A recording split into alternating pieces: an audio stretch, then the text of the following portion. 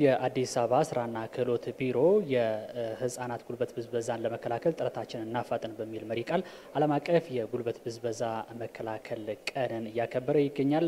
በዚህ ላይ እንግዲህ የተለያዩ ሰነዶች ቀርበው ውይይት እየተደረገባቸው ይገኛል። የተለያዩ የዘርፉ ባለሙያዎች ተገኝተዋል። የኢንዱስትሪ ተወካዮች፣ የመንግስት የስራ ኃላፊዎች እንደውም ጉዳዩ የሚመለከታቸው የአካላት በመድረኩ ላይ እየተሳተፉ ይገኛሉ። በዓለም አቀፍ ህግጋት መሰረት እንግዲህ እድሜያቸው ከ18 ዓመት በታች የሆኑ ዜጎች በህፃናት የእድሜ ክልል ውስጥ ይመደባሉ።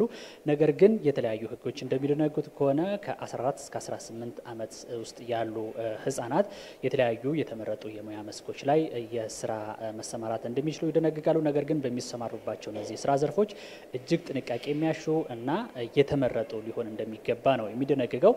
በዚህ ላይ እንግዲህ አንድ ህፃን 7 ሰዓት ብቻ በቀን መስራት እንዳለበት ይደነግጋል። ነገር ግን ይህ ችግር ዓለም አቀፋዊ ችግር ሆኖ ይቀጥላል። በተለይም ደግሞ ጉዳዩ ዓለም አቀፍ ቢሆን በእስያና በአፍሪካ ሀገራት ከፍተኛ ችግር የሆነ ጉዳይ ነው።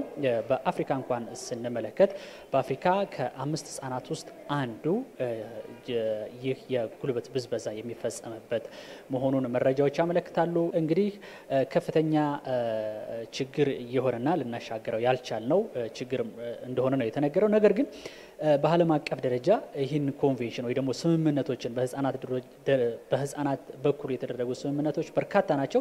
ሀገራችንም ከቀዳሚዎቹ ፈራሚ መካከል ትገኛለች። ነገር ግን ተፈጻሚነቱ ላይ ባለ ክፍተት ምክንያት ችግሩ አሁንም ተባብሶ የቀጠለና ስጋት እየሆነ ያለበት ሁኔታ ነው። ምንም እንኳን በዓለም አቀፍ ደረጃ በአፍሪካም በሀገራችንም ችግሩ እየቀነሰ ቢመጣም ነገር ግን አሁንም በዘርፉ ከፍተኛ ስራ ሊሰራ የሚጠይቅ መሆኑ ነው የተነገረው። ይህን ችግር ለማስቆም እንግዲህ ከፍተኛ የሆነ የተቀናጀ